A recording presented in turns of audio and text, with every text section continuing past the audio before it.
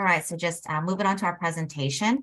Thank you for, again, joining us today in this two-part Basics of Special Education series. For those of you who are unable to attend the recent presentation, a link of the video training will be posted in the chat along with other training related to these series.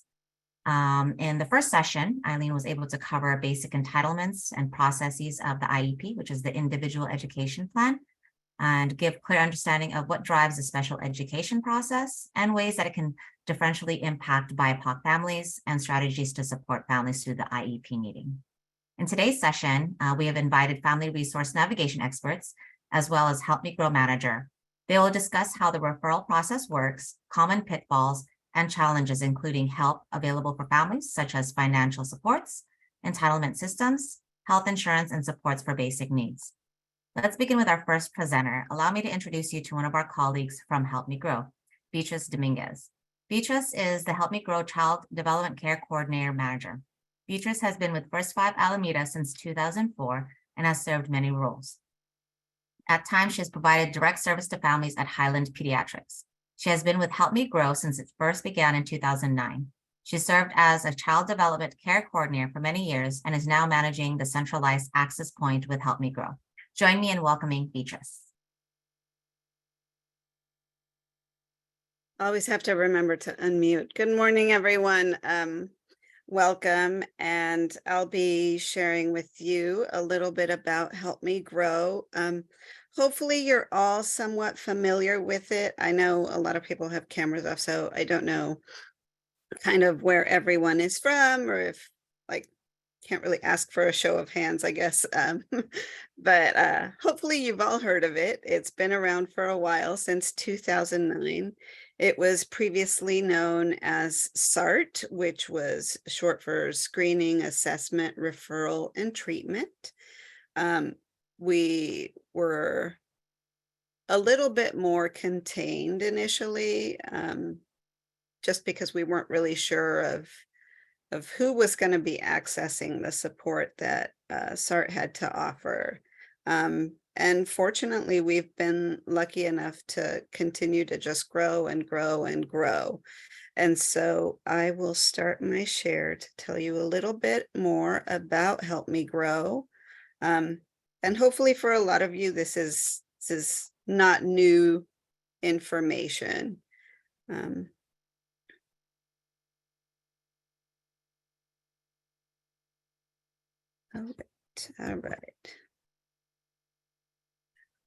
All right. So can everyone see my screen? All right. Let's see. So Help Me Grow is a free county-wide system. It was designed to help parents and service providers support early childhood development for children birth to age 5. We promote the importance of early identification and intervention, as well as the connection to services. We believe that by supporting young children today, we can promote healthier and more prosperous communities tomorrow.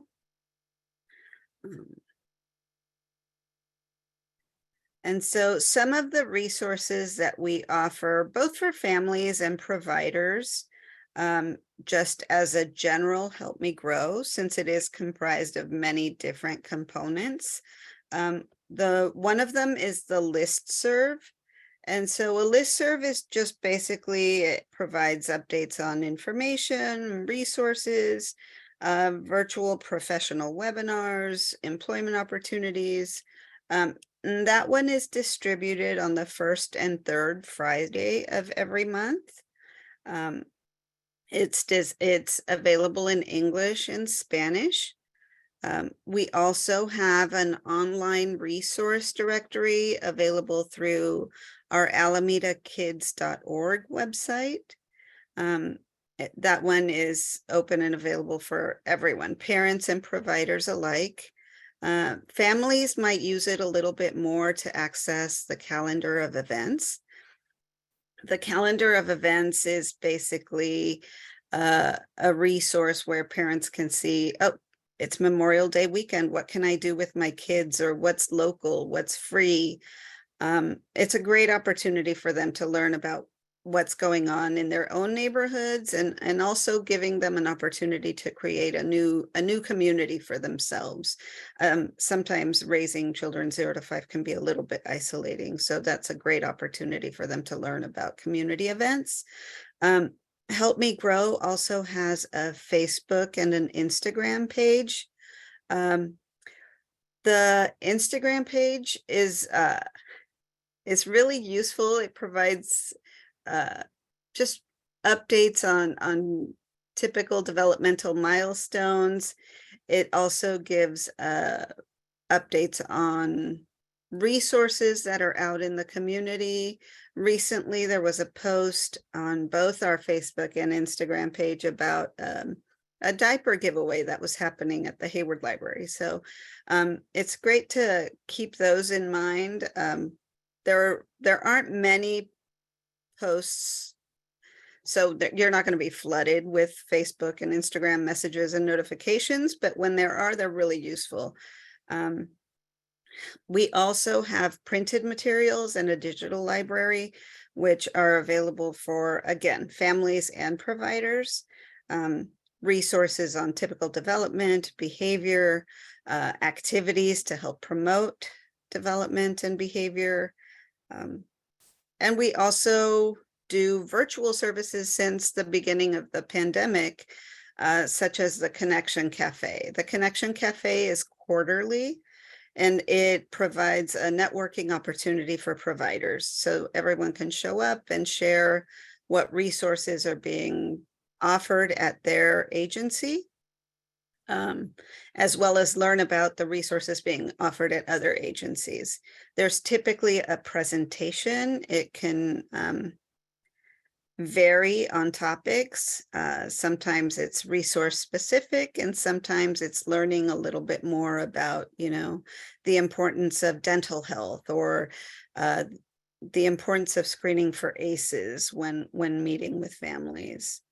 And we offer family-friendly presentations as well. We go to different community organizations to teach on child development, also to educate parents on different resources available for them in their communities. Right now, we're partnering with our Neighborhoods Ready for School. And so we just did a series on child development over at Lotus Bloom, and another one at the Union City Family Resource Center. One of the components that Help Me Grow offers for families is the developmental screening program. The developmental screening program is an opportunity for parents to complete the Ages and Stages questionnaire. A lot of times when it's provided in clinic, the clinic can be a stressful environment. So parents aren't really settled down enough to thoughtfully answer the questions on the ASQ. You're either doing it in a rush, or, there's some questions on there that you're not sure whether your child can do. And so the developmental screening program allows you to complete it at home. It's completely free. You can receive it via email or mail. It's available in multiple languages: Spanish, English, Cantonese, and I believe now Farsi. And what happens when parents complete these screening tools, if it's completed by mail, they'll receive a self-addressed envelope so that they can return the screening tool. And the developmental screening program will monitor the scores. If at any point a parent indicates a question or a concern about a specific area or something they would like to learn more about, then that prompts the Centralized Access Point to then contact the family. And the same applies for the developmental screening program online. Anytime the scores are of concern, or again, parents indicate questions or comments, we want to follow up with them. We want to make sure that any issues that arise are addressed as early as possible, and parents have the most information that they can have throughout the process. So how and who should you refer to Help Me Grow? So again, Help Me Grow is open to anyone and everyone in Alameda County that has a child in their lives that is 0 to 5. If they have questions around parenting, questions around development, questions around behavior, or they need information on resources, families are always encouraged to call us. There's no question too big or too small. We do have a phone line, which is the 1-888-510-1211. Families can call and leave a message, and usually we're able to return the call the same day. If not, then the next day for sure. Families can also be referred to us directly from their pediatricians.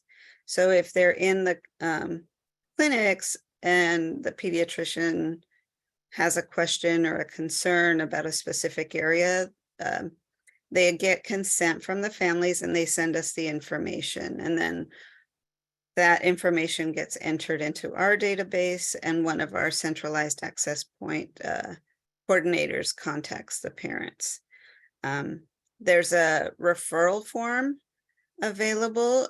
It's a little different for pediatricians than it is for community resource providers.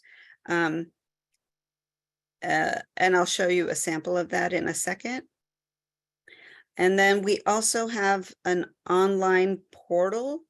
So if you go to our alamedakids.org website, there's a little tab up top that says provider referral. If you're working with a family that's interested in Help Me Grow, you can just fill that out and we'll get the information, same as a fax. And again, we'll connect with the family within 1 to 2 days.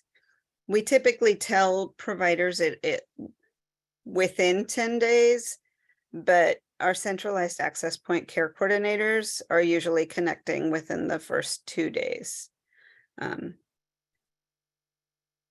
So these are the different forms in which families can be referred, but we really encourage families to contact us directly if possible, just because that saves the care coordinators a little bit of time in just trying to reach out to that parent. We do a really good job, and sometimes it's a little bit stalkery because we make several attempts, but it is an option. And this is what our community referral form looks like. So for pediatricians, because it's a healthcare provider, they don't complete the authorization to share information. But for community providers like daycare, preschools, WIC, other agencies that aren't immediately healthcare, then we do encourage to get this authorization to share in case you want to receive feedback on what was discussed with our child development care coordinators. And it's very basic: child's information, parents' information, and the reason for concern.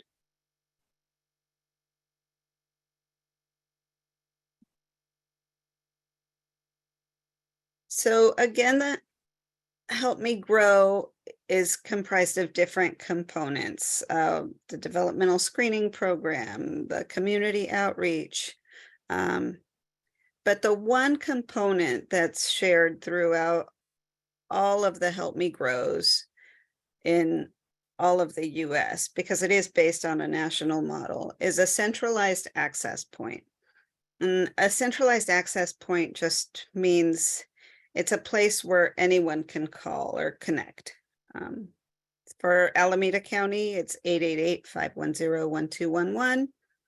If you're in Contra Costa County, you can just dial their 211 and you can connect with Help Me Grow in Contra Costa County. Parents and providers can call. whenever they have questions or concerns about their child's development, again, there's no question too big or too small. We have 4 child development care coordinators at the Centralized Access Point. 3 of them are bilingual Spanish and English. And we have 1 child development care coordinator who speaks Cantonese and Mandarin and English. We also have access to a language line. The language line allows us to connect with families who speak any language within Alameda County. Our Centralized Access Point provides care coordination, which means they support families in completing referrals to different agencies or services. And we also follow up with them to make sure that they get connected to those services. And that can be anything from the food bank to an entitlement system like the regional center or the school district. We also help connect families to family navigation. And I believe family resource navigators will go into their support a little further later on in our training today. Our Centralized Access Point also supports with referrals and information. Sometimes referrals we don't follow up on, and some we do. It's parent based. So however much or however little support they would like, that's we are guided by. And so when we get a referral at Help Me Grow, we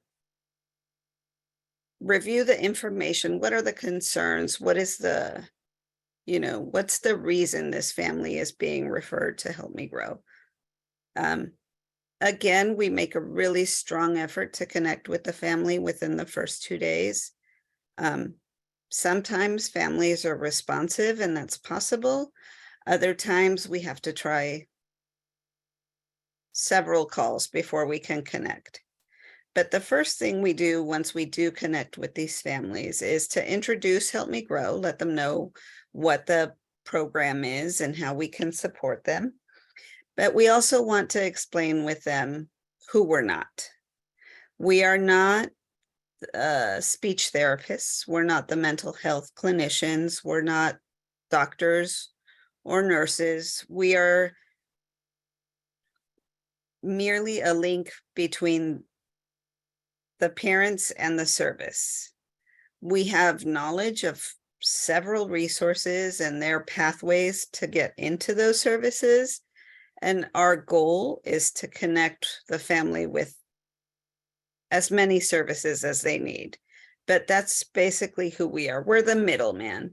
And we really want to let them know, because sometimes parents get referred to us and they feel like, well, aren't you the one who's going to give me the therapy? And we have to be very clear, no, but we can help connect you to that resource. There tends to be sometimes some miscommunication. And so we clarify more than anything. And then we explore, what are the parents' concerns? Sometimes they can be aligned with the providers, and sometimes a parent has different concerns or different opinions as to what their child needs. And so we want to honor their expertise and validate any issues that they're confronting, and help them also prioritize, right, their needs. Sometimes a parent might come in and they have a child who has a speech delay, but family is on the verge of homelessness, and so we need to help them prioritize. Well, first and foremost, let's connect you with stable housing, or let's look for resources that can support you in identifying a stable housing environment, so that then we can focus on speech and language development. Or there's no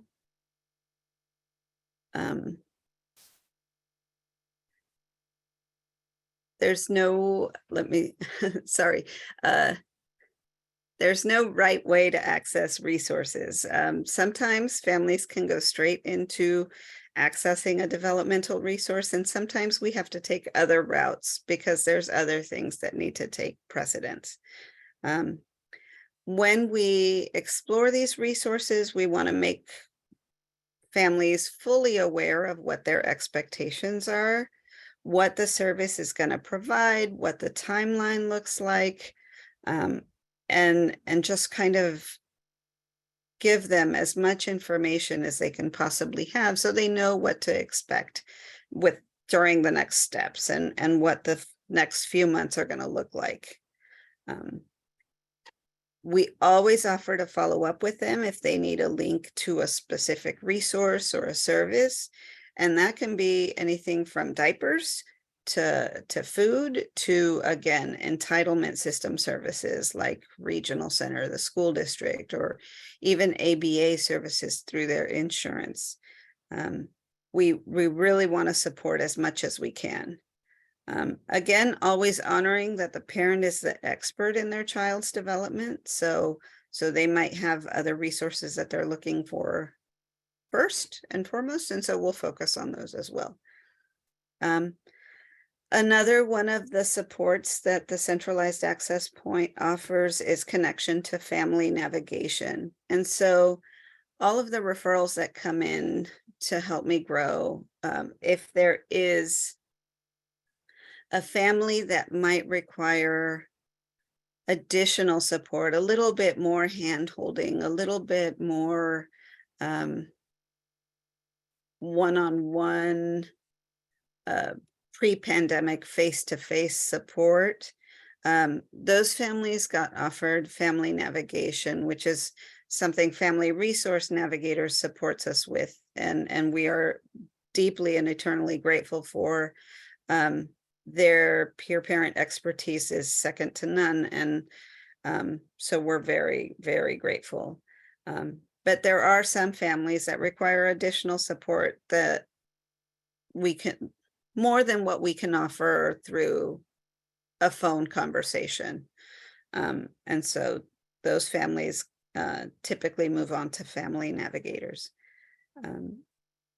Once we do connect with these families, we always give pediatricians feedback as to what was discussed, what resources were offered, if we're going to continue to follow up, how often we'll follow up, what the next steps are, if there's anything that we need these providers to do on their end to support this family. And we'll continue to monitor and follow up until the family is connected to whatever resources or services they need, and then we're able to close the case. So that authorization to share is really important for community providers if they want to be kept in that loop as far as what is going on with the status of the referral that they submitted. Unfortunately, that authorization to share is not available through the online portal, so that one would be something that we would need to be faxed in. And if you need those referral forms, I'll make them available, or I'll have Leah forward on after the training. And so these are the different links to supports and services that we are able to offer through Help Me Grow. We do a lot of referrals to the regional center, to Alameda Alliance for ABA, school district referrals. We support families in connecting to mental health services through typically through EPSDT, which is the early periodic screening, diagnosis, and treatment. We also offer developmental screening for some families that are kind of not really sure whether there's a concern or not. Sometimes once they start completing the developmental screening tool, the ASQ, after a few intervals, they're starting to notice, you know what, my child is really not making as much progress as I thought. And so then we're able to kind of connect with them a little bit more and connect them with services.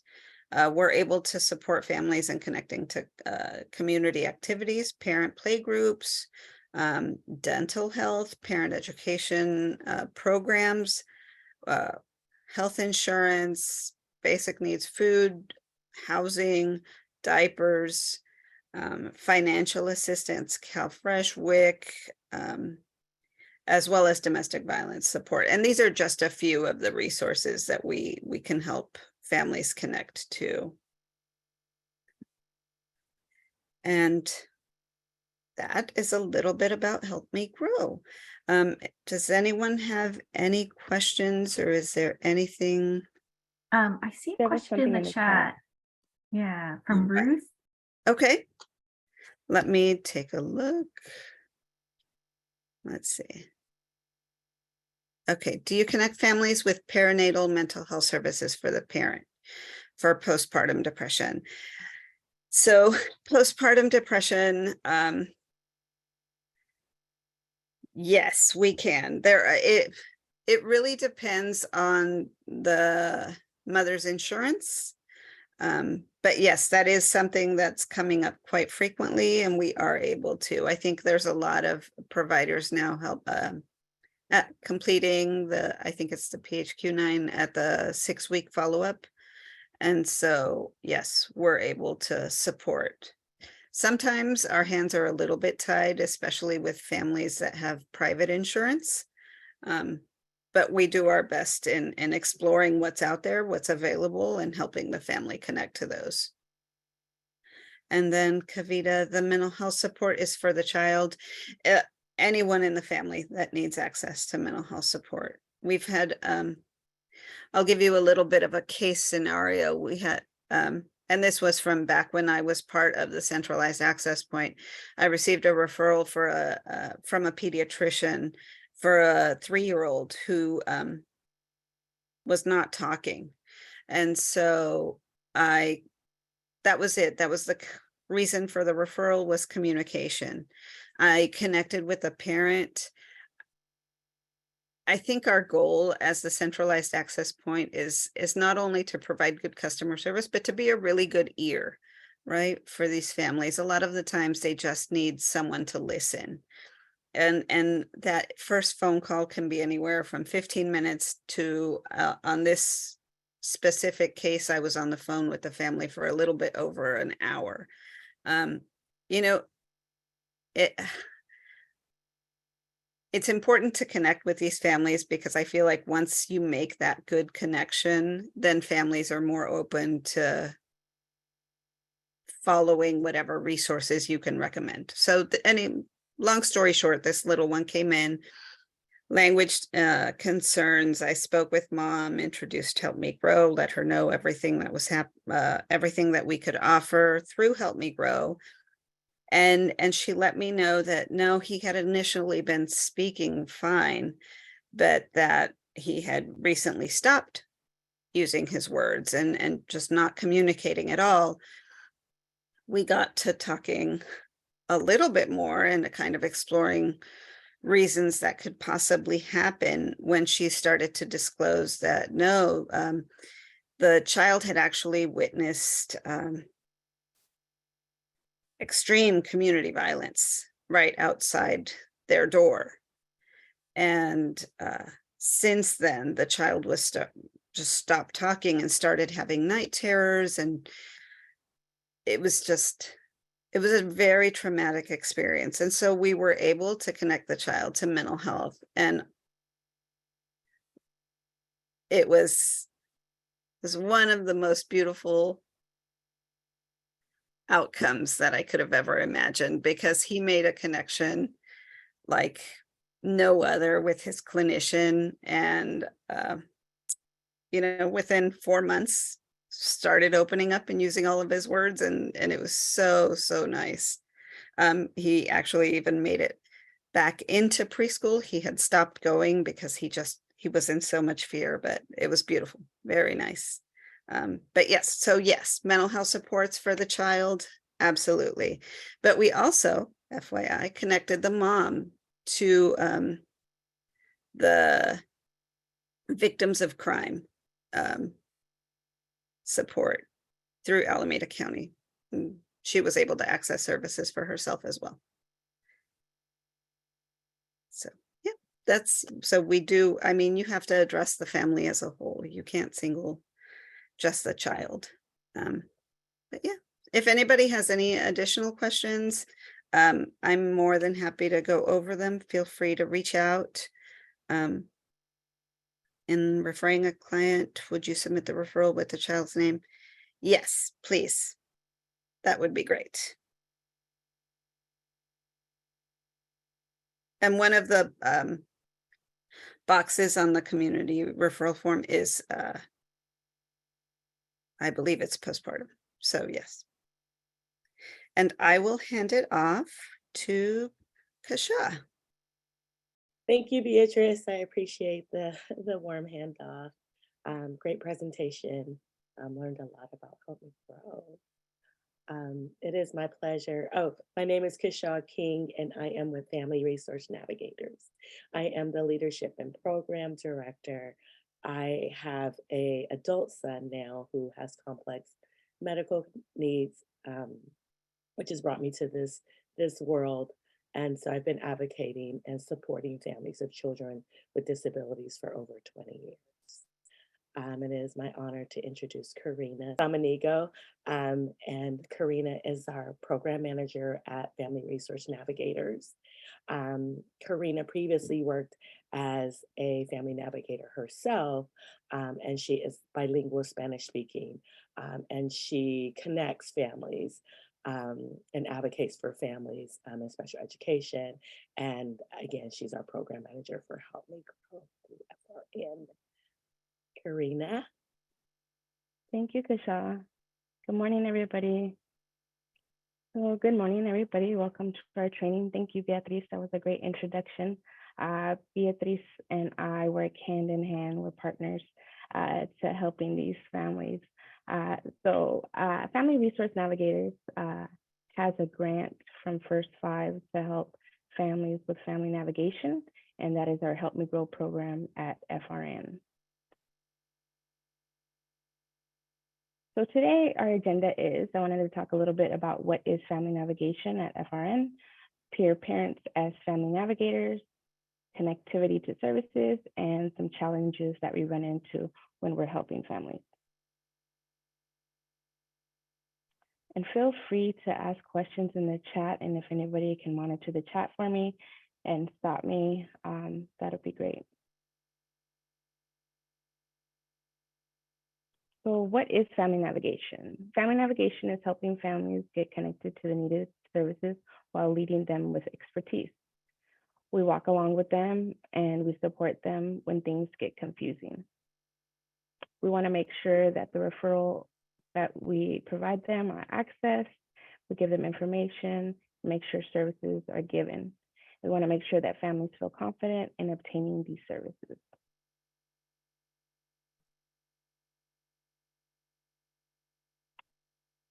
Our family navigators at FRN, we use all types of communication. So we are texting families, emailing families, doing phone calls, and even in-person visits. So pre-COVID, we were doing home visits. We were actually going to the family's home, meeting with them. As of right now, we are not doing home visits, but we do meet a family maybe at a local library, or we drop off paperwork, things that they need. We do meet at a mutual arranged place that they want to meet at. We drop off stuff. We're making sure we're practicing, safety and everything, and we provide that in-person contact. Family navigation. So families build a close connection with their family navigators. Family navigators communication can be as frequent as every 2 weeks or sooner if needed. So when we get these referrals from the Central Access Point with Beatriz, we reach out to the families and we see what services are needed. We listen. Sometimes we're on those calls for more than an hour, just like Beatriz mentioned, listening, talking about different services, what's available, what are the options, and seeing what is the best form of communication. So some families, maybe they work a 9 to 5, they would rather to be called or text after 5. They would rather communicate through email. So whatever works for the family, we're willing to do. So if we have to work a little bit later, or if we would rather just communicate by email, whatever works, we work with the family to get the services, but also based on what they need.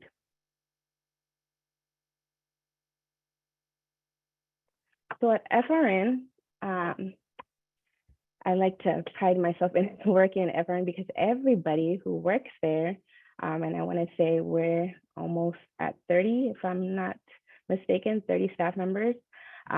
We are all peer parents, whether we are caregivers, parents, or siblings of a child or young adult or adult with special needs.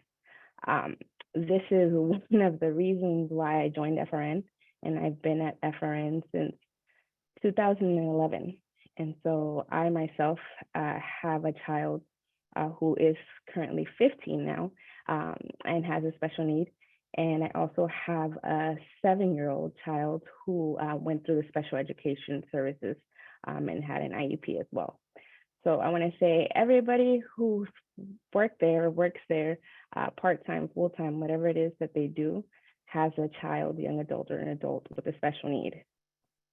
This is a big component to family navigation. When we talk to families over the phone, in person, text, email, it's really important that the family feels supported. When families hear that they have someone who understands what they're going through or who's been through that process, it gives them a reassurance. It gives them the confidence. It allows them to feel connected. And as a parent, it's really important to feel that connection with the person who's helping you get connected to services. So at FRN, we have 6 family navigators working directly with families. And this is only part of the Help Me Grow program at FRN. Later, I believe April, my colleague, will talk about the other programs at FRN. But with the Help Me Grow program at FRN, we have 6 family navigators who work with the families. Our family navigators are also peer parents, parents who've gone through the process of accessing services and know the struggles that come with it, including myself. I was a family navigator as well. I currently access services for my children, so I know the process or know the challenges and things that are going on with services as well. So most navigators are currently dealing with the challenges of accessing services for their own children, and this allows them to be up to date with the current processes and providing up-to-date resources. When we talk about services, there is a wide range of services. Just like Beatriz mentioned on her list, we also provide support with that. But these are just a couple of the examples that we provide family navigation. So we help families get connected to Medi-Cal, CalFresh, mental health for the family, for the child. We help them enroll in kindergarten, possibly get an ASD evaluation, which is also known as the Autism Spectrum Disorder Evaluation, also referred to as autism. We help families get diapers, access food banks, access SSI, which is the financial assistance by Social Security Administration that provides monetary funds for the family, for the child or young adult with a disability. We help families get connected to get an IEP, also known as Individual Education Plan. We provide advocacy, information on preschool, how to enroll, where to go. We also provide support on we provide support with the application process for IHSS, which is also known as in-home support services, which is a financial assistance to families, finding a provider, caregiver, someone to care for the child, depending on their needs. We help with TK enrollment, which is called transitional kindergarten, provide support getting connected to speech, OT, occupational therapy, trainings, provide again the peer parent support groups in Alameda County, get connected to the regional center with the Early Start program, as well as After 3, and then also provide support for ABA, which is Applied Behavior Analysis for children with autism diagnosis. So this is probably not even half of the things that we connect with, but these are some of our common services that we help with. Karina, there's a question. Yes. And the question is, do you refer to DIR2 or only ABA for children identified as AS? Thank you. Thank you for that question. So currently, one of the services recommended for children with an autism diagnosis is ABA, and insurance does cover ABA. So it is one of the services that we refer to. Currently, we are not referring to DIR unless the pediatrician makes the recommendation to, and then we can look into that. But ABA is our main referral for children with autism. Thank you. Thank you.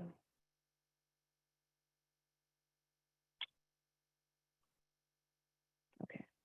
So the next thing, connectivity to services. So I'm gonna go over two different scenarios, two different cases that we get, typical cases that we assist. So we have, the first case is Alex. Alex is a 3-year-old child who lives in Oakland. His parent has concerns around his speech. Spanish is the family's primary language, and a referral was received from the child's pediatrician, who is also concerned. The pediatrician would like the family to get connected to Help Me Grow. The next child is Sophia. Sophia is a 4-year-old child. Parent and child are living in a motel due to parents' job loss. Parent self-referred and is concerned about child not understanding directions, constant spinning, and limited speech. Child is using diapers, and parent could use resources for diapers, food, and housing. So these are referrals that we have gotten from the Central Access Point, and they would require family navigation. So both of these cases are assigned to FRN to receive family navigation.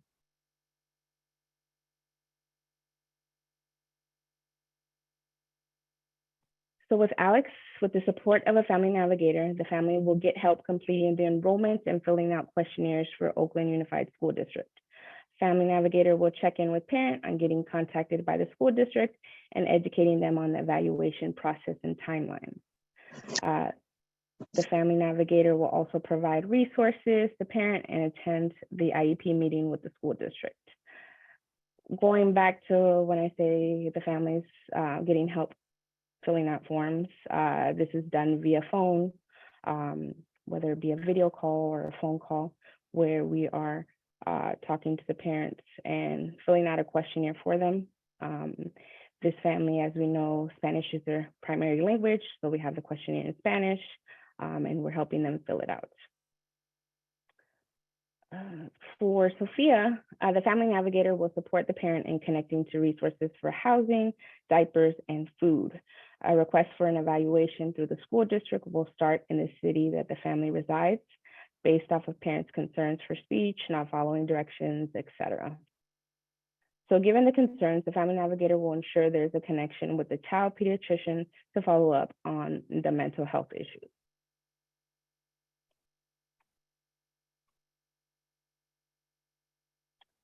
So here are some challenges that we run into with the cases. So in the case for Alex, like I explained, Alex's parent cannot read or write in Spanish or English.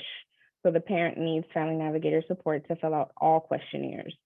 This includes enrollment, registration packet for the school district, any developmental speech questionnaires, and any other forms the school district requires. This process is a long process. So there's a lot of questionnaires, a lot of stuff that the school district requires. They require, proof of residency. They require the child's birth certificate. They require questionnaires to be filled out. And so since this family's primary language is Spanish and the family cannot read or write in English or Spanish, the family navigator is spending time via phone or in person in our office or at a local place they meet up and filling out all these questionnaires for the family. This parent needs an email address to receive correspondence from the school district, so family navigator will walk the parent through the process to create an email and learn how to access it. This is a a big thing with a lot of our families who, I guess, during COVID, everything was digitally, everything's online. So a lot of the families, a lot of the school districts required everything to be via email. And so a lot of family members needed help creating an email, accessing it, learning how to create an email, learning how to check the emails and reply. Since they are new to getting their email and the language, primary language being Spanish, and hard for them to read and write. So the Family Navigator sends reminders to parents prior to assessment dates and prior to the IEP meeting. The Family Navigator coaches parent on what to say at the IEP meeting or what to ask for. So some districts often offer services that are minimal and not reasonable for a child to attain, FAPE, which is also known as free and appropriate public education. So families are often grateful with any service that they are given. And so they are unsure what is an appropriate service, so families are informed of their rights on what services are adequate for their child. After the IEP, the Family Navigator continues to support the family and to make sure that the services offered in the IEP are adequate and that they understand the entire document.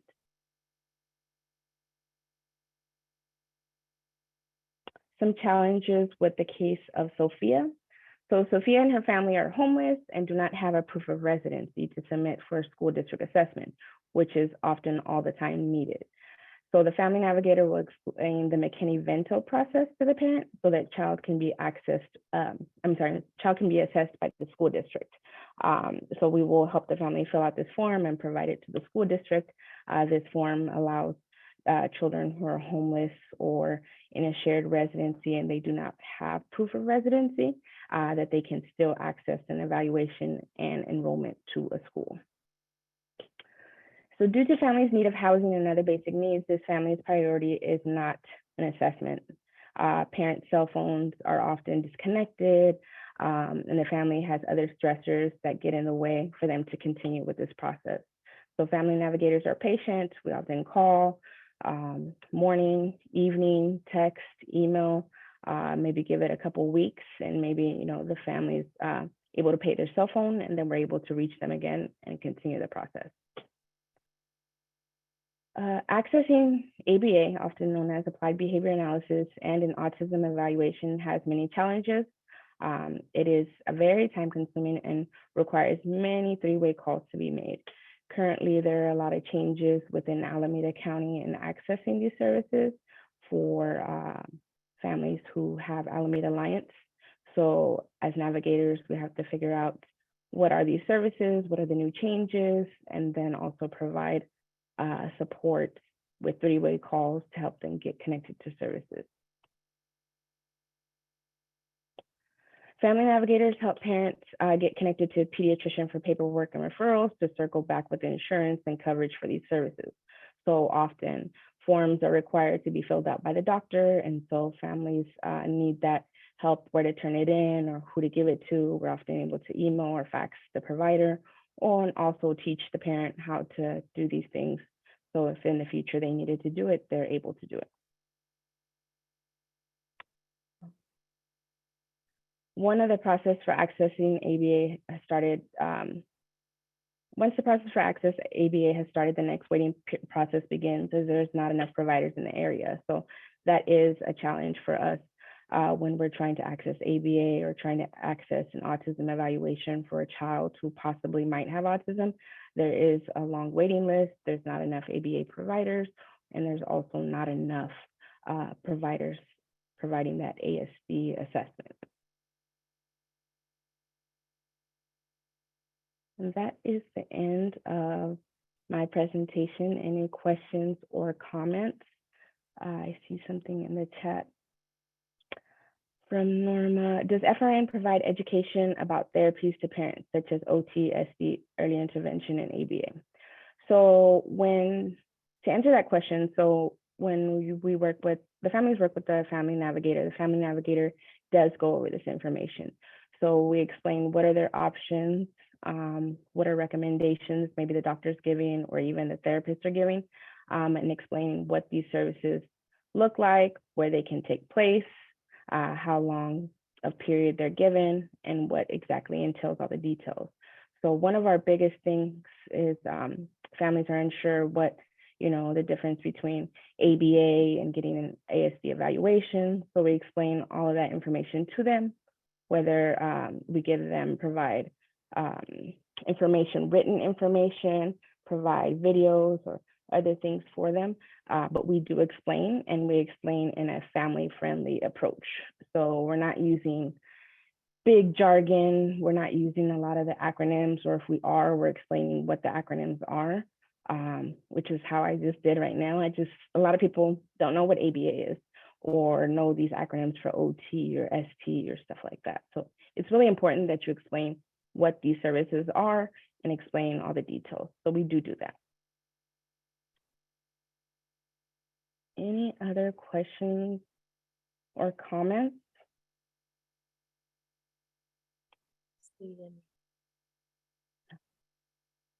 Thank you, Karina. That was a great presentation overview. We do have a hand raised. Yes, go ahead. Hi, my name is Rosemary Vasquez. I'm a family engagement specialist at Cherrylight Elementary for Hayward Unified School District.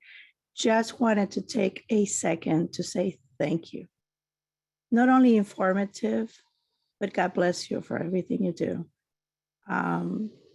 Folks, I was working at a school system. I know how, we're limited, to do, things, and having you guys out there supporting our families or working in conjunction with us, it's life-changing.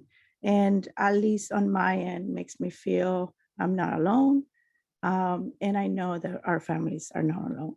So I wanted to extend, anytime, for any reason, you need support on the outside, like to meet families, we have a beautiful family resource center that is at your disposal for meeting families, for supplying support, whatever you need. But thank you for all you do. Thank you. Thank you so much. I appreciate that. And I say what we do, we love our job, which is probably why I've been there for more than 10 years. But I love what I do, and I love working with families. So everybody at FRN loves what they do, and they do it very passionately. So thank you for that comment. Thank you so much, Karina. Great presentation. And again, just thank you for all that you're doing and your team and Beatriz working together collaboratively. It is now my honor to introduce April. April is our family empowerment program manager. She's been with FRN, Family Resource Navigator, since 2018. And she is an experienced nonprofit volunteer, and she is also the parent of 2 children with individualized needs. She does a lot of our coaching, parent mentoring, leadership trainings, and navigating early intervention, insurance, regional center, special education services for both her children. And she's learned how to do that because of both her children. And she serves as a board member for Regional Center of the East Bay and is a cadre member of the California Autism Professional Training and Information Network, which is also known as CAPTAIN. So welcome, April, and we're looking forward to your presentation. So thank you, Kushal, for the introduction. I think you added a little bit more in there. But as she mentioned, I am a parent. I often like to refer myself as an end user of Family Resource Navigators. I was on the other end. So for those of you who are watching the screen, that was me as a parent, years ago. And years later, here I am doing what Karina mentioned, as parents, just being passionate about this, because as you'll see in this presentation, it is a complex roadmap, explaining all of the terminology in family-friendly language and plain language is vitally important for providers who are listening. For parents, one of the things that you'll hear me say throughout the parent presentation is that parents, you know your child best. But that also means feeling empowered to know that you can ask questions. If something doesn't make sense to you, it's okay to ask questions. It's not, embarrassing in any sense of the term. But in order to understand your child's services, asking questions is one of the critical things. For myself as well, I had to learn to do that. So, okay, so I'm going to start sharing my screen. Okay, hopefully you can see that. So again, as Kushal mentioned, my name is April Keeley, and I am the program manager here at Family Resource Navigators, or you see the acronym, another one to remember, FRN for short, of the many programs that we have at FRN. And I won't go into all of them because we do cover a lot of some of what I'll be talking about is that our basic role is to support families of children who have either a developmental delay, disability, complex medical need of all ages. And in my particular program, the Family Empowerment Center program, I help support families of children who are receiving special education at school or who are potentially eligible for special education and helping families navigate that process.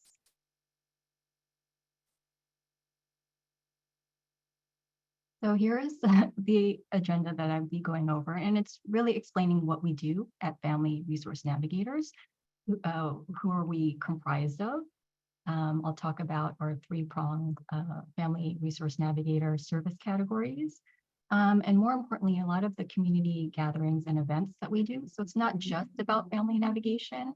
It's about, other things of, family strengthening, ensuring that families get supports outside. There are other things besides just focusing on a child's special education services or therapies. What are some of the play groups that a family can attend? What are some of the other enrichment activities, family conferences? I'll review some of the common referrals that we do receive at Family Resource Navigators, and Karina and Ms. Beatriz already mentioned many of them. We do offer similar services. And then I'll be talking about Family Resource Navigators family leadership trainings. And so as a parent myself, I have taken many of them. And again, thinking about, parents at the end, learning about, the questions that they can ask about their child's services. And what I'll be talking about with the family leadership training, and then Kushal might be chiming in on some of the programs that she has supported, is really, you might hear the word empowerment, coaching, but it's really all about, how families and family members can engage in their community in a realistic way. So there are some parents that might go through the legislative level to advocate, and some parents might go advocate at the local level, and I'll be talking about that later on. So what is Family Resource Navigators? You've heard from Ms. Beatriz and Ms. Karina's presentations about Help Me Grow, which serves families of children 0 to 5. And so for FRN, we also serve families from birth to all ages. And we do that through some of our various programs that we have.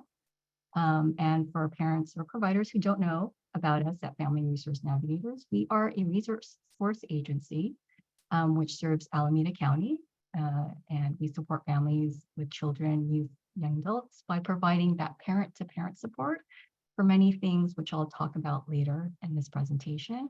And more importantly, all of our services are free, and it's basically, it's no cost to families. So we have an active warm line, which is actually warm so that there is a live person who picks up when a family calls.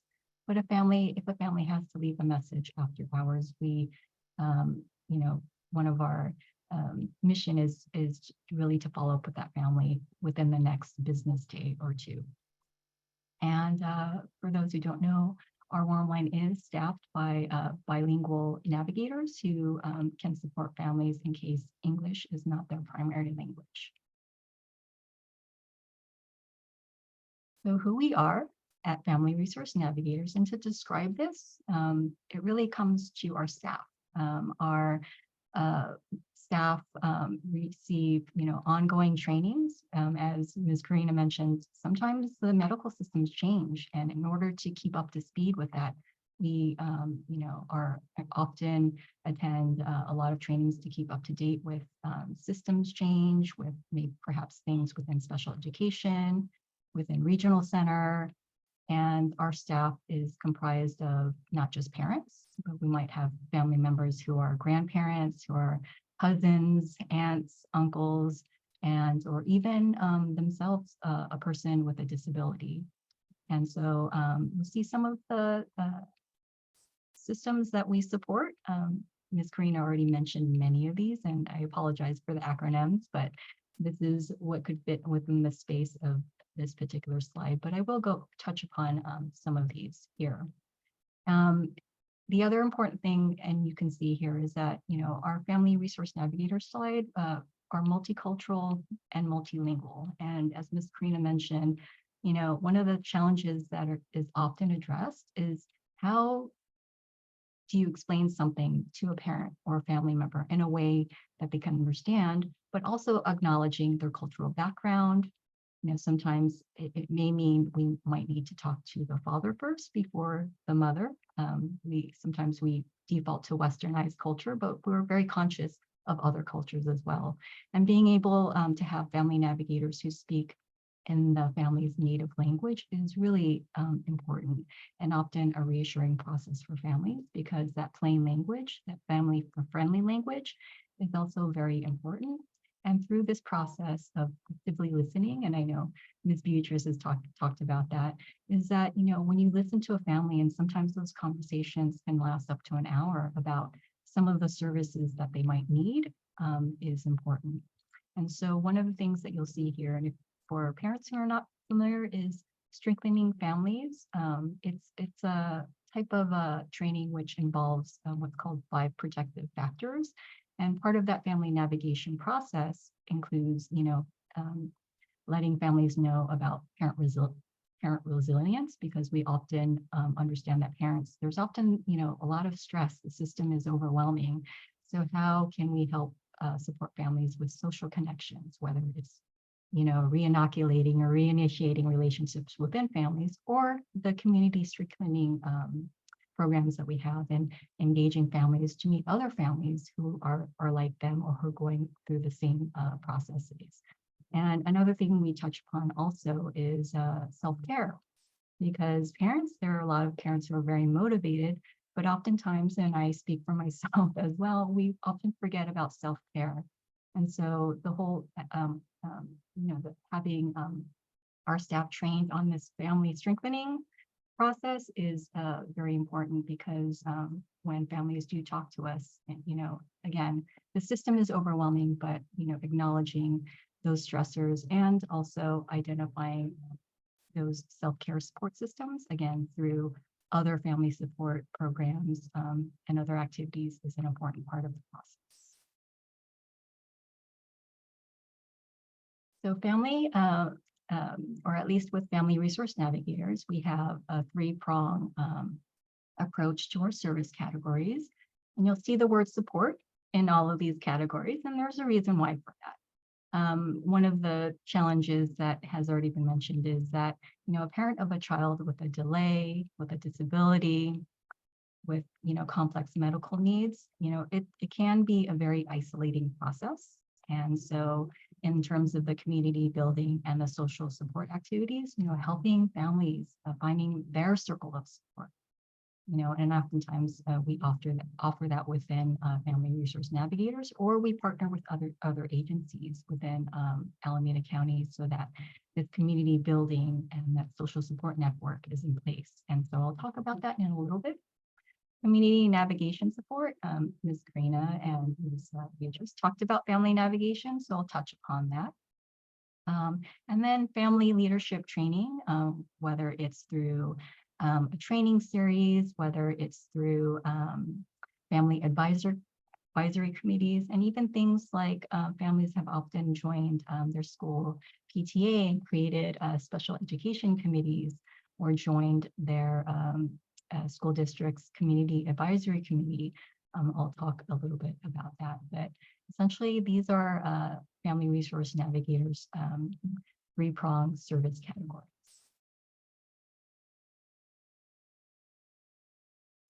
So community gatherings and events, and I will be going through a few of them, but you can see here are photos, of some of the community gatherings where families meet, connect, and basically know that they are not alone. That is one of the primary things. And I know for myself, having attended some of these, is that when you see another family who can relate to you and you can relate to the other family, and you don't have to explain, acronyms or jargon, you just, you understand each other. This often makes a huge impact. And also meeting families who look like you, that's another powerful, presence as well.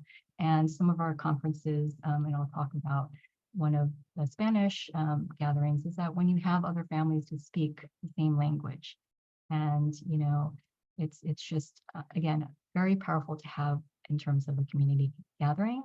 And a lot of our events, we do what as best as we can to offer translation or interpretation as much as possible. So here are some of the community gatherings that we offer at Family Resource Navigators. And Ms. Karina will be not Ms. Karina, Ms. Kashaw will be talking about some of these, but I will touch upon, Congreso, which is really for Spanish-speaking community, where families who are Spanish-speaking of all ages. It's a gathering that's offered annually, usually in August, where they can come, and there's resource there. There's top workshop topics that are offered. And for Golden Village Family Conference, our first conference was offered in 2018.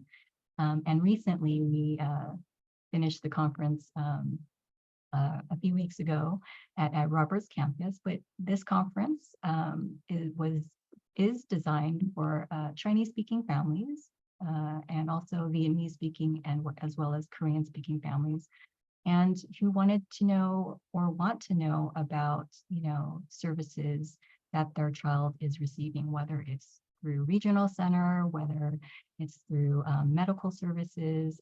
Oftentimes there's special education questions with the individualized education plan that especially Asian families, and in this case, Chinese, Vietnamese, and Korean speaking, may not understand or just need, better clarification in family-friendly language.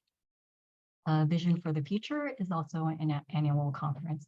It really talks about how to prepare your child with a disability. What are some of the resources that are offered, whether it's at a community college, a state program, or even a UC program.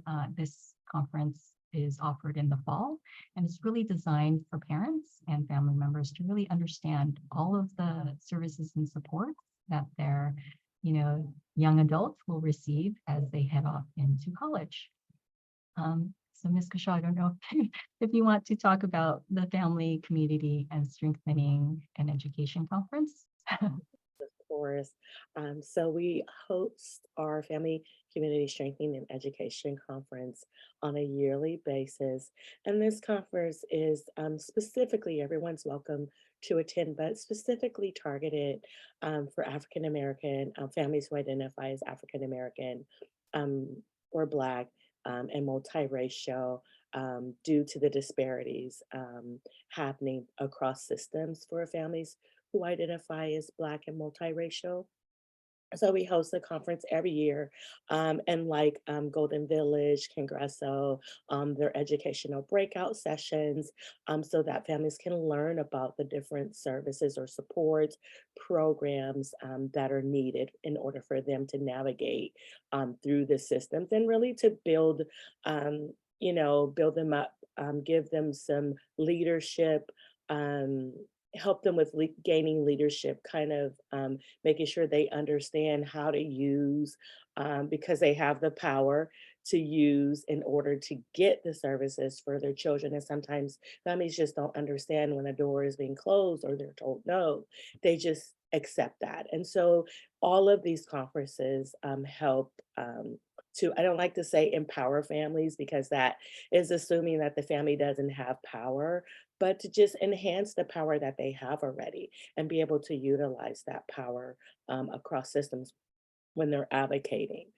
So like the other conferences, all of these conferences are targeted so that families can really build that strength and be able to utilize the power within themselves to help access services. But these in particular, and I know a lot of people question why some of them are specific. It could be a language thing. Particularly for the Family Community Strengthening and Education Conference, it's more culture. A lot of our families have, when you hear case manager or social worker, that concerns families and they don't want to access services. So we try to build their confidence up here at the conference so that they're able to go out there and get what they need for their families. Thank you, April. Thank you, Kushal. So next I'm going to talk about the training series that we offer at Family Resource Navigators, and you can see some of the examples here.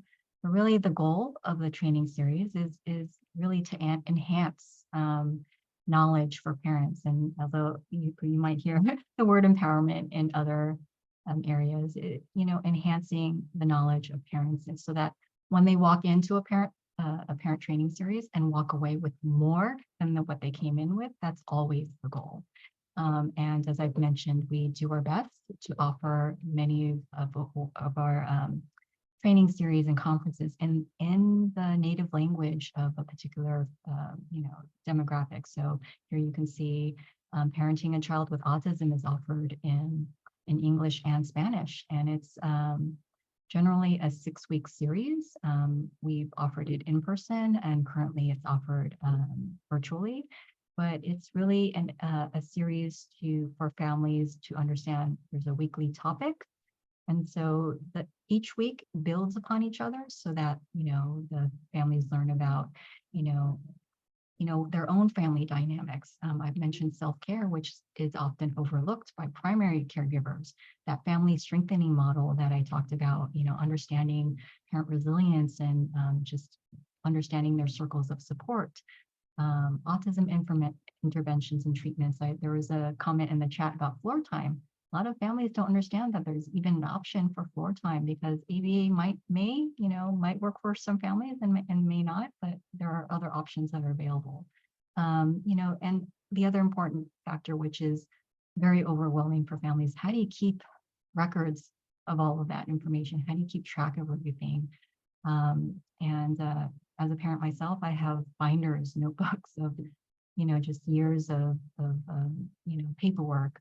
But being able to enhance and amplify, all of that knowledge and be able to, listen and have it to be not just a lecture format in terms of the training series. It's really designed to provide that realistic perspective and provide, really interactive engagement so that, again, when a parent walks in, when a family member walks in, they leave with more information than what they came in with. You see IEP here, but that's for those who don't know what IEP stands for. It's Individualized Education Plan. So that is the special education plan that's offered for children who are eligible for special education. That in itself, I won't delve into that too much in this presentation, but that special education is its own complex system, full of acronyms, full of related services and supports that oftentimes parents and family members might not know that a child can receive, but having, again, a weekly training series, which again builds upon each other with particular topics related to special education is vitally important. And that is offered in English and as well as in Spanish. But you see the IEP strategies for Black families as well as Karina, I think I might need your help pronouncing this one. But Hablemos de educación especial. Thank you. But it's designed to be adapted to particular culture, and also challenges that some of us have already heard during the past hour, but specifically challenges related to special education. And again, those what realistically happens. I mean, you can attend a workshop on IEPs and learn what's supposed to happen in terms of the procedures and what a school district or a parent should know. But oftentimes, things get lost in the acronyms, and often things get lost when English is not the family's primary language. And I can just speak for, certain experiences when I work with families, is that when there's interpretation at an individualized education plan meeting, and the interpreter might not be knowledgeable with disability language or special education language, there's often miscommunication and misunderstanding with that. So this training series really helps to amplify that and really enhance, some of that knowledge. And so that it's a weekly series that builds upon one another. Ms. Kashaw, I don't know if you want to explain a little bit more about the IEP strategies for Black families, since you facilitated that. Yes, it's the same. We basically have different topics. And as April shared, we know what's supposed to happen. And when we have a regular IEP training, but for some cultures, some ethnicities and races, it's different. It happens different. And so it's not the same meeting. That's, the picture that's painted of what an IEP is supposed to look like. That doesn't look like for every family who needs to have an IEP for their child. And so we delve into addressing some of those challenges that families face and give them strategies on how to navigate that. And in this particular training, we actually had our facilitator was someone who was a special education attorney, and she was also a parent of 2 young boys with autism, and also a special education teacher. So she had the experience on all sides, and so she was able to cover and really give some really good strategies on how families who identify as Black could navigate the IEP meetings and systems. Right, thank you, Ms. Kashaw. So I'm going to talk about another thing that we do at Family Resource Navigators. So it's not just about family navigation, as Ms. Karina has mentioned, and Ms. Beatriz also went through in depth, but as an agency, as a family resource center, we offer learning and support groups, and you can see some of the examples here. And as I mentioned, offering it in the family's native language is what we do. It's part of our mission here. So we have a quality tri-chat time, and that's offered in Arabic for Arab families who want to there's monthly topics, whether it's understanding in-home supportive services, supplemental security income, understanding regional center of the East Bay, or even the special education process that's offered as a monthly topic. Our other support groups currently offered for ages, birth to 5, is offered in English, in Spanish, as well as in Chinese. So we have a facilitator who's actually trilingual, who speaks English, Cantonese, and Mandarin, and can offer supports. And these are designed so that there's a monthly topic. And so these support groups are offered virtually at the present time, with a monthly topic, which, 0 to 5 related topics such as potty training or understanding developmental delays and how milestones can be helpful for those baby well checks. And even just other things like, what are some of the family-friendly parks or restaurants that families like to go to, because we all have them, and having a community building, monthly gathering of families where they can engage, learn about resources, and then talk about them for the rest of the hour is vitally important. And to be able to, speak in your own native language, your home language, is really a great resource for families who attend. We offer, or actually not offer, but collaborate with Alameda County libraries to offer playgroups. Currently, we have an all abilities sensory play group that is partnered with San Leandro Main Library, but we've often in the past have partnered with Union City, as well as Alameda County libraries in general. And again, it's not just about, having workshops about, a child's developmental delay or disability. What can we offer that talks about other activities outside of that, enriching community supports, play groups. That's all very important. Before COVID, they were all in person, and now we're slowly easing to in-person activities. So, stay tuned. We do have our events calendar on our website that we will update for the next few months. So stay tuned for that. But again, learning and support groups, very important for families and sort of, just sharing resources and that social connection. Family navigation. So this is what we do at Family Resource Navigator as a resource agency. I won't go into too much of this because Ms. Karina has explained much of this already, but the difference, at least with Family Resource Navigators, as Ms. Shaw already answered in the chat, is that we serve all ages. Even though I didn't go into the particular programs that we offer at FRN, we basically find the particular program that is designed to fit that family's primary concern at the moment. And again, some of those initial conversations through our warm line is often identifying the family's primary concerns. And it's, again, it goes hand in hand with actively listening to the family, being able to explain some of the complex jargon and family-friendly language. And really that when families call, there's no explanation needed. There's no judgment. We are staff members who get it. We understand.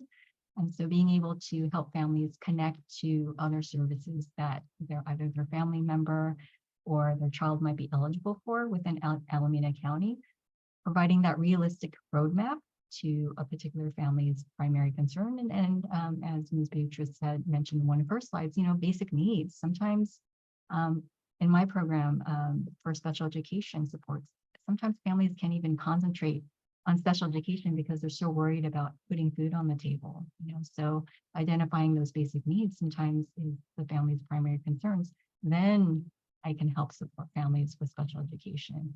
And I'm sure, Ms. Karina, has similar stories about this, but, understanding through active listening and really, you see the word empower here, but really amplify and enhance some of that knowledge that families might have heard, but again, connecting the dots, making this a realistic and achievable goal for families who call. And oftentimes they might have 15 things on their list, but saying, okay, what are your top 3? And let's make those achievable.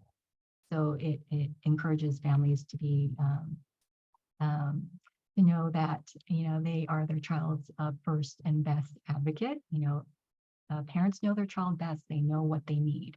And, if needed, directing families to other community resources or finding areas where they can find supports.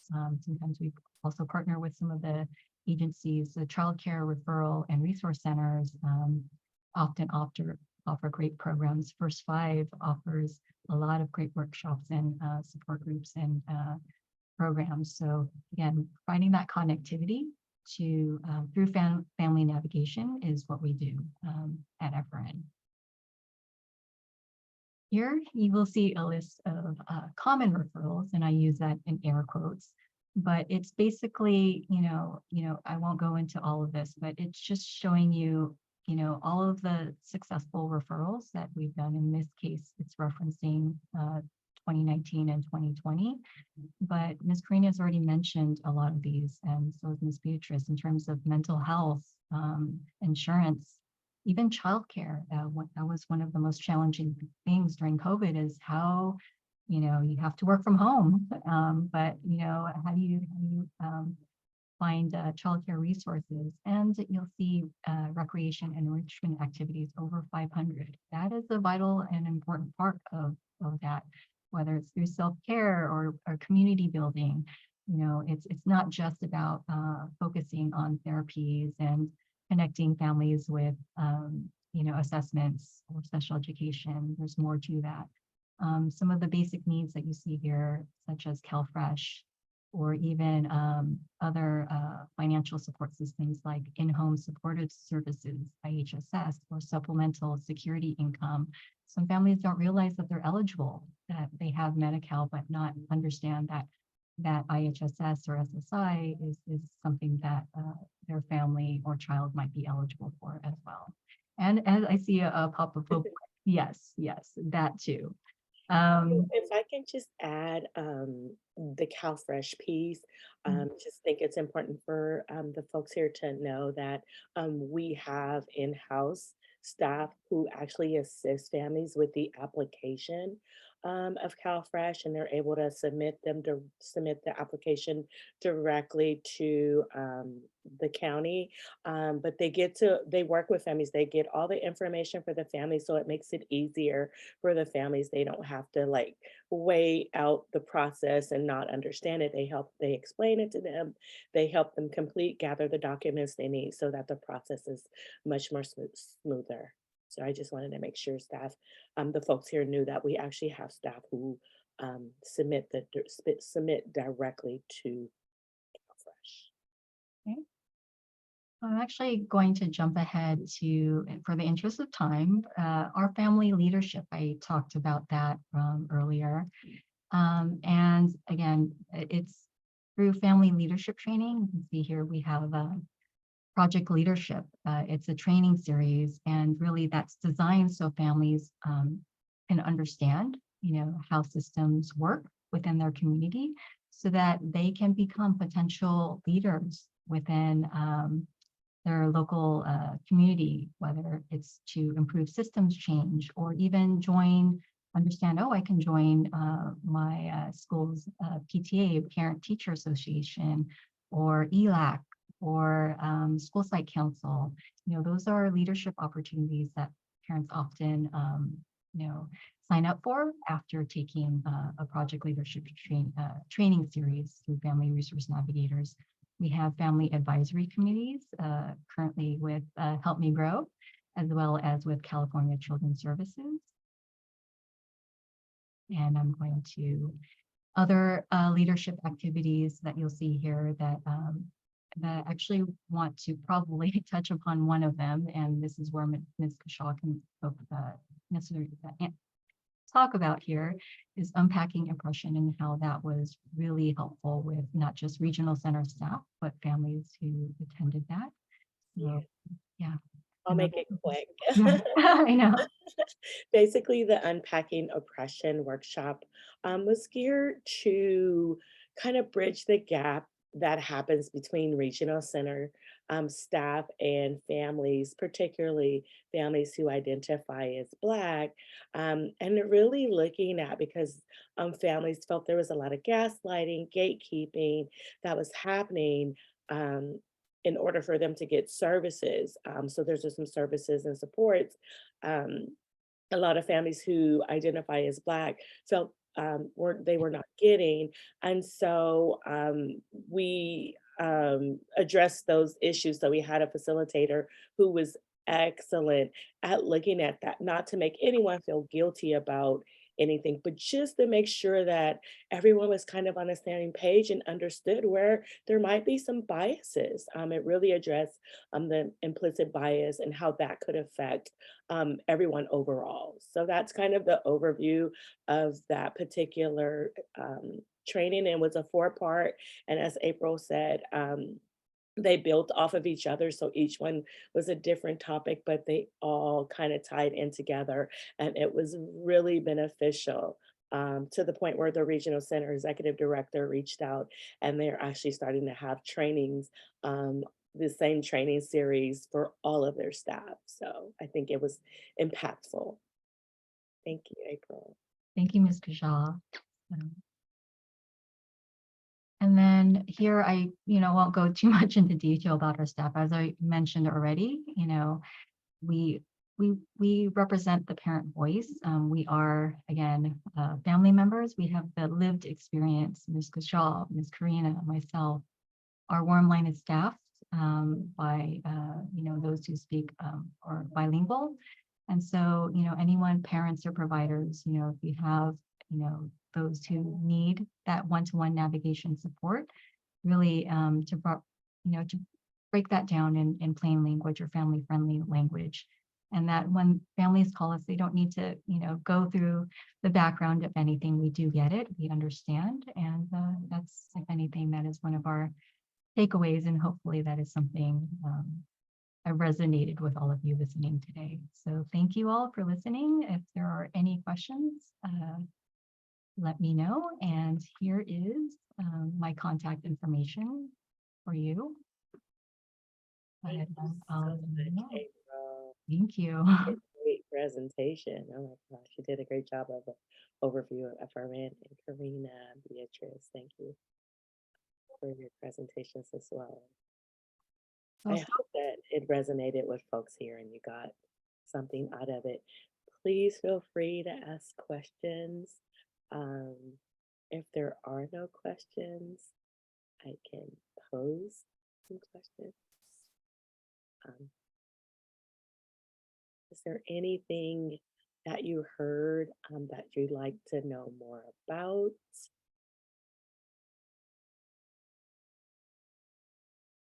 Okay. All right. Well, I will ask a couple questions to our presenters here.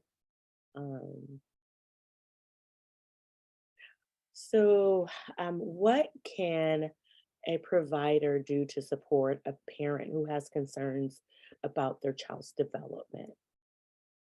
So, if Karina, April, Beatriz, any of you want to answer that question, that'd be great. Can you repeat the question, please, Kasha? Yes, the question is, what can a provider do to support a parent who has concerns about their child's development? I think it kind of really depends on the provider. I believe if you're a pediatrician and you're trying to support a family, I think your time is a little bit more limited than perhaps maybe an early care and education provider who might see the family more frequently. A pediatrician might want to refer families to either Help Me Grow or Family Resource Navigators. It would be beneficial, I think, for the parent to feel like they're taking the lead and in accessing these resources, and also for them to feel heard as well. If the parent has concerns and the provider keeps brushing them off, then that really limits our ability to engage with parents. I don't know, Corina, April. Yeah, I totally agree with you, Beatriz. I think a lot of providers brush off the parents, maybe the parents' instinct or their concerns or stuff like that. So I think it'd be great for them to just listen and maybe address what's going on or provide information to the parent if they feel like the child is their development is accurate or going on point. Maybe they can provide some information to the parent to read up on it.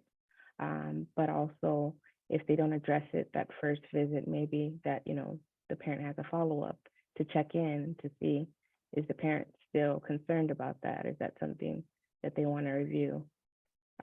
With children who are 0 to 3 who can access services through the regional center, we always let them know, they can go ahead and do that and get an assessment and see. But it doesn't hurt to get an assessment. So, I mean, even when in doubt, some families are like, well, I'm not sure, or maybe not. With these assessments, these tools, they can let you know where your child is developmentally. Thank you both for your responses. I apologize. We need to take a break. So we're going to take a 5-minute break and come back to you promptly because I think we're running out of time. But we're going to come back here at 11:41 if my math's okay. I'll see you all back here in about 5 minutes. Thank you. Okay, welcome back, everyone. We're going to just get right back into it. I did see a question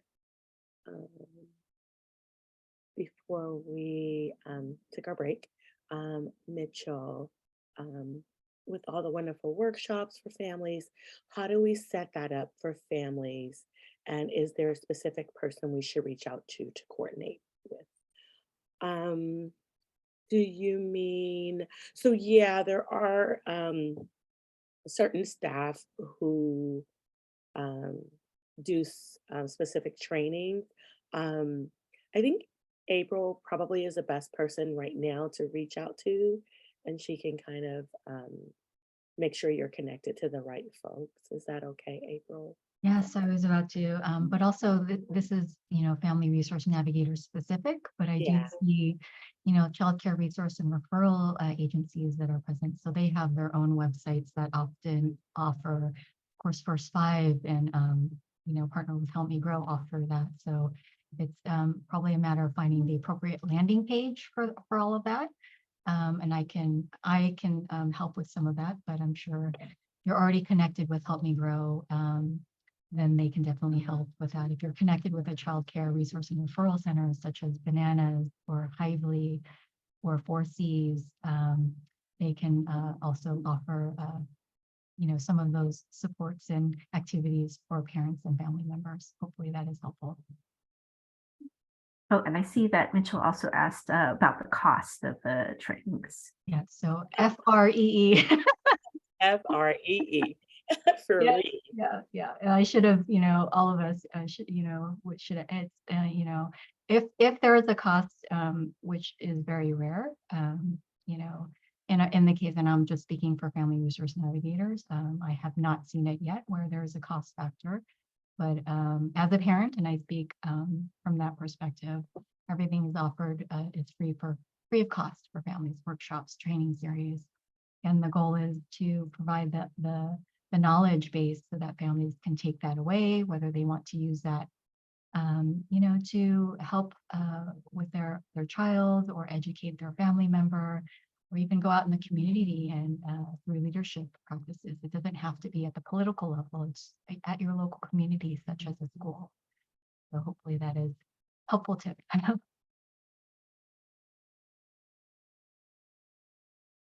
There is another question, Norma. Does FRN provide provider feedback like Help Me Grow? So I think that's a question for FRN. So within the Help Me Grow program, we do provide provider feedback. So we do send an update to the providers because they're the ones who referred the family, but I'm not quite sure how you guys do it, April.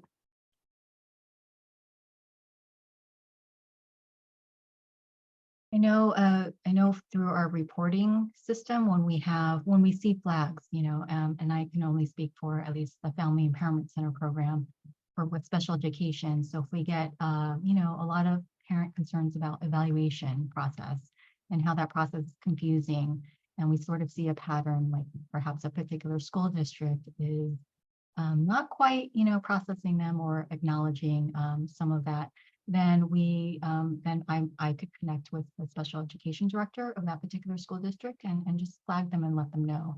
So I know this is provider feedback specific, but in terms of special education, having the director know. And I know for some of our other programs, the program managers do the same thing because one of the things we do is regular outreach, rather regular connectivity with community partners to let know if we see any patterns that come from families. All information is anonymous, and when we're just providing just general concerns and patterns that we're seeing at ongoing. I think it was specific to like pediatrician and clinics and stuff. Yeah. And so what we do is we send an update to the families, to the providers, letting them know what's going on with the cases. And so, Yes, we do. Yes. And I think that probably, Ruth, your question, did you want to unmute yourself and ask your question? Yeah, I can do that. Sorry, I can do that. I guess, like, if we're already working closely with a family and, we already can refer them to food pantries and most of their needs seem to be getting met, but they have a particular thing that we're wondering if there's something out there. Will you talk to us too, or do we have to send the family to you to become your client as well? No, as far as Help Me Grow is concerned, we are a resource for parents and providers. So anyone from the community can call and get information What on about resources. Yeah. What about the family resource network? Yeah, so this is April. I'm chiming in. So yes, since we're a family resource, even though it's family, but for providers, we often have providers who call in and just need a quick a nudge of what direction to help a family get resources. So we do that as well. Great, good to know. Thank you. At the end of the day, we work collaboratively with our community partners and want to ensure that the family, whatever the need is for the family, that they are able to get that need met. Thank you for those questions. Are there any other questions? Please feel free to unmute yourself and ask your question. We want this to be as engaging as possible. Great questions so far. April, you did touch on something, so I'm going to ask this question. What can a parent do if they disagree with the provider or the outcome of the IEP or some evaluation results if their child was evaluated? And you kind of touched on that, so I thought I'd pose the question to you. Yeah, well, it depends on the nature of the disagreement. So for something that's individualized education plan or special education specific, it's really listening to what that form of disagreement is comprised of. Sometimes it's maybe a miscommunication. If this is within the frame of the topic, sometimes it's using the appropriate keywords. I didn't quite mention this with the presentations, but there's a lot of acronyms, a lot of jargon that Ms. Karina mentioned, that Ms. Beatriz mentioned, and sometimes families, will say something, but perhaps a provider or maybe a school staff member might not realize or actually actively listen to actually what is that parent actually asking for. And so, again, depending on the nature of the disagreement, once there is an understanding, oftentimes that resolves itself, because it would be like, oh, I didn't realize that exactly is what the parent was asking for. Okay, let's move ahead with that. And again, depending on the nature of, and we'll speak about special education specific, it's helping families understand the procedures and timelines so that they know that if there's a disagreement, that there is a timeline to be held accountable for within the special education process, especially with evaluation process, and coaching families on some of the keywords to use, understanding the process, and every once in a while, when requested, we do attend IEP meetings, and I believe Ms. Karina mentioned three-way calls with other providers. It's all about making sure that there's a collaborative process, that if there's a disagreement, that there's a family navigation, or at least I can speak for family navigation and with Help Me Grow, and that building that collaborative relationship so that any misunderstandings or any disagreements is resolved, because sometimes there's a language barrier involved, and oftentimes educating or again, enhancing the family knowledge is very important. Thank you so much. And then I have one more, I think we have time for one more question. And I think this is something folks will want to kind of know the answer to. And that is, what can parents and providers do while they're waiting for an assessment? And I don't know, Beatrice or Karina, you probably. Sure, I'll kick us off. So as we know, a lot of the systems are not, the turnaround to start services is usually quite lengthy. And so one of the things we do is we are, as far as the centralized access point and the child development care coordinators, we're checking in with families quite frequently and giving them activities, sending them videos, connecting them with play groups, and just, again, checking in more frequently to make sure that, you know, they have something that they're doing at home in the meantime. Some families can get activities in the mail. Some families get information via text. Other people want links to videos, so we can send those as well. Just to make sure they're continuously providing opportunities for developmental growth and behavioral growth throughout their wait period. I agree. Also, if providers, mainly like pediatricians, clinics, if they have maybe something in-house, maybe they have something at their local clinic. I've seen flyers or information about, you know, maybe they're having like, you know, a little speech group or a play group or something. So if there's any resources with in-house at the clinic that they have, providers can reach out to families and invite them to do that, or refer them to maybe the DSP program, and maybe, you know, do the ASQ so that they can, you know, get some information on the developmental milestones and just kind of see where their child is at currently while they're waiting.